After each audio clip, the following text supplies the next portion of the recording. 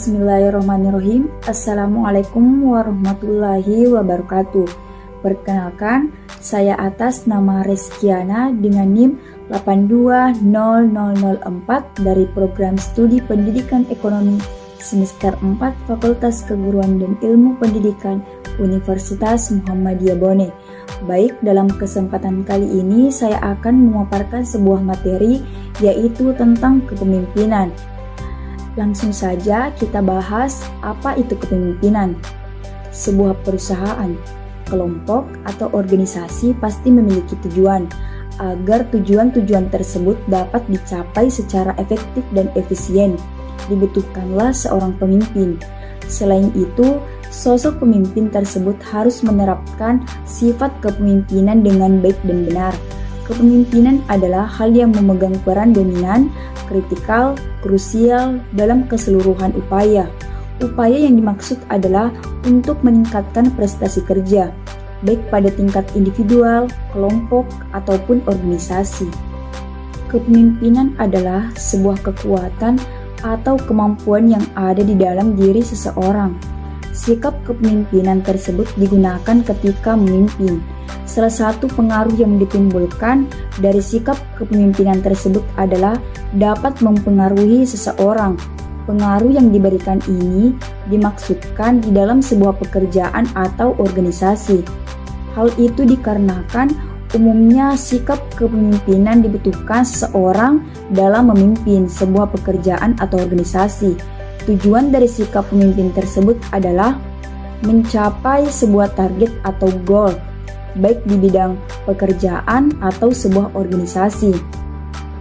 Selalu ada target yang ingin dicapai. Target-target yang sudah ditentukan tersebut dapat terlaksana karena adanya sikap kepemimpinan. Kepemimpinan adalah sikap yang ada di dalam seorang pemimpin, sedangkan pemimpin adalah seseorang yang sudah diberi kepercayaan. Kepercayaan tersebut digunakan untuk menjadi sebuah kepala atau ketua di dalam perusahaan atau organisasi. Berdasarkan hal tersebut, maka seorang pemimpin tentu harus memiliki kemampuan untuk memandu anggotanya. Selain itu, seorang pemimpin harus dapat mempengaruhi sekaligus meyakinkan sekelompok orang atau seseorang. Ketika pemimpin dan anggotanya sudah berada di jalur yang sama, maka apa yang ditargetkan akan lebih mudah tercapai. Lalu, apa itu kepemimpinan secara umum? Secara umum, kepemimpinan adalah sesuatu yang ada di dalam diri seseorang. Kepemimpinan tersebut dapat mempengaruhi seseorang. Selain itu, sikap kepemimpinan juga dapat digunakan untuk memandu sebuah pihak tertentu. Tujuan dilakukannya hal tersebut adalah supaya dapat mencapai sebuah tujuan. Di dalam KBBI atau Kamus Besar Bahasa Indonesia, kepemimpinan adalah perihal pemimpin atau cara memimpin. Sedangkan pemimpin menurut KBBI adalah orang yang memimpin. Ada beberapa ahli berpendapat tentang kepemimpinan, di antaranya yaitu kepemimpinan menurut Stoner adalah sebuah proses dalam mempengaruhi atau mengarahkan sebuah kegiatan. Kegiatan tersebut terkait dengan kelompok atau organisasi. Tujuannya adalah untuk mencapai sebuah tujuan tertentu. Selanjutnya, aspek penting dalam sebuah kepemimpinan. 1. Seorang pemimpin harus melibatkan orang lain. Orang lain yang dimaksud di sini adalah sebagai pengikut, bawahan, atau anggota-anggota kelompok.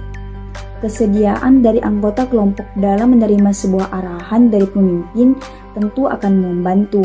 Melalui hal tersebut, akan membantu menegaskan status pemimpin.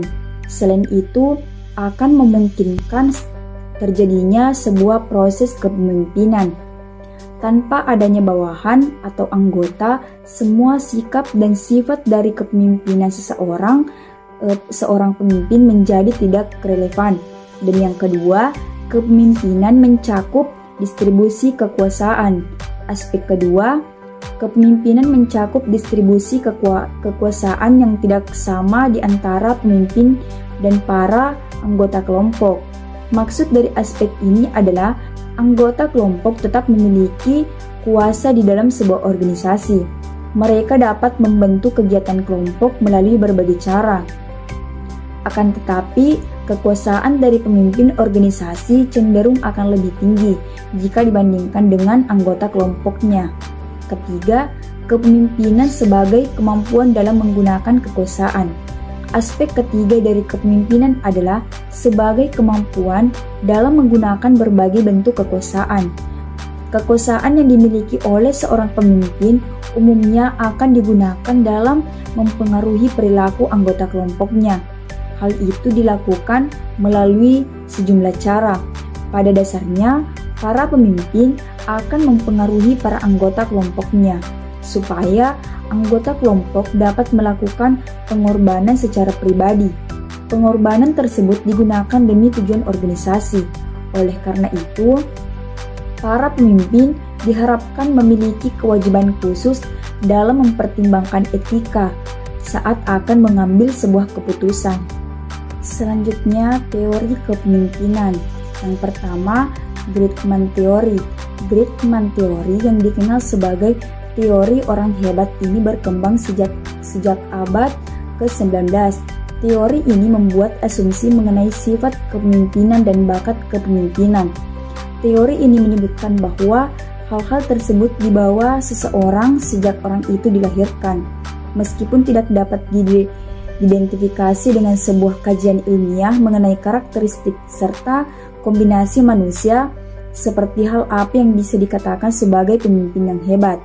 Tetapi, sudah banyak orang mengakui bahwa hanya satu orang di antara banyak individu pasti memiliki ciri khas sebagai seorang pemimpin yang hebat. Dan yang kedua, teori gaya dan perilaku. Teori kepemimpinan berdasarkan gaya dan perilaku ini disebut sebagai kebalikan dari teori orang hebat atau Greatman Theory. Teori berdasarkan gaya dan perilaku ini menyatakan bahwa pemimpin yang hebat itu dibuat. Teori ini menjelaskan bahwa pemimpin yang hebat itu bukan berasal sejak mereka dilahirkan. Teori kepemimpinan ini memfokuskan pada tindakan dari seorang pemimpin, bukan pada kualitas sifat, mental, atau karakter bawaan dari orang tersebut. Teori gaya dan perilaku ini juga menyebutkan bahwa seseorang dapat belajar serta berlatih menjadi pemimpin. Pelatihan tersebut dilakukan melalui sebuah ajaran, pengalaman, serta pengamatan yang dilakukan secara baik. Teori ini menunjukkan bahwa kepemimpinan yang efektif adalah hasil dari 3 keterampilan utama. Keterampilan tersebut dimiliki oleh individu.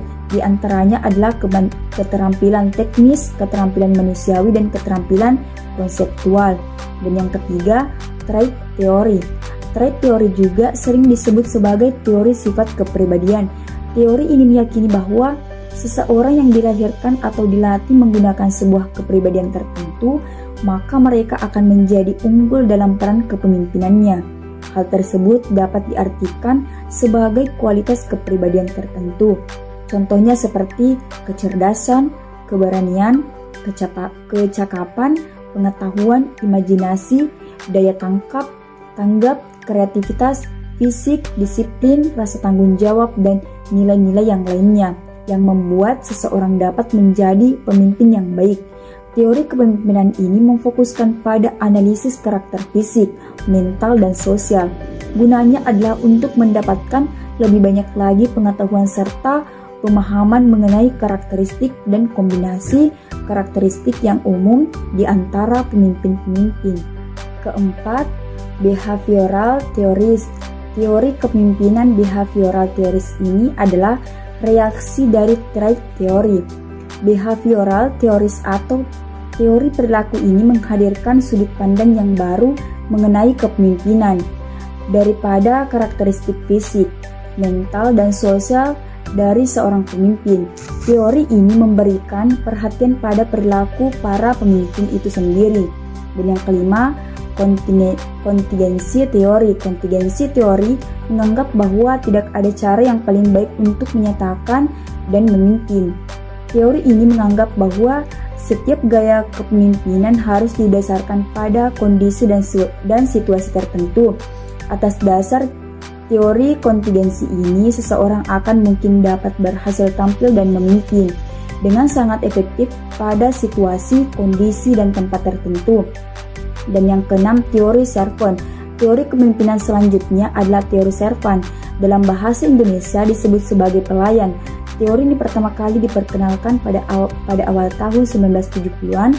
Teori ini meyakini bahwa seorang pemimpin yang baik adalah pemimpin yang dapat bertugas melayani, menjaga, serta memelihara kesejahteraan fisik dan mental para anggota atau pengikutnya. Teori transaksional.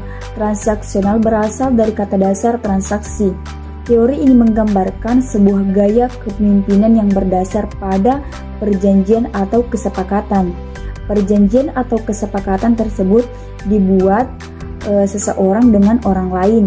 Dalam hal ini, tentu menjadi pelaksana adalah pemimpin dan staf atau anggotanya. Perjanjian tersebut dibuat dengan tujuan mendapat pertukaran atau transaksi yang sepadan atau saling menguntungkan di antara pemimpin dan stafnya. 8. Teori transformasional. Teori ini mengacu pada kata transformasi. Kata tersebut memiliki arti umum perubahan. Teori kepemimpinan transformasional adalah sebuah teori mengarahkan pada istilah memanusiakan manusia. Teori ini mengedepankan pendekatan personal pemimpin dengan bawahannya atau organisasi.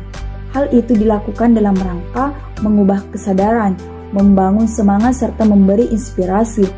Dilakukan demi mencapai tujuan bersama tanpa merasa ditekan atau tertekan, bahkan mampu memberikan motivasi pada setiap anggotanya. Gaya kepemimpinan transformasional selalu ingin mengelola lembaga atau organisasi yang dipercayakan pada orang tersebut dengan lebih efisien dan efektif.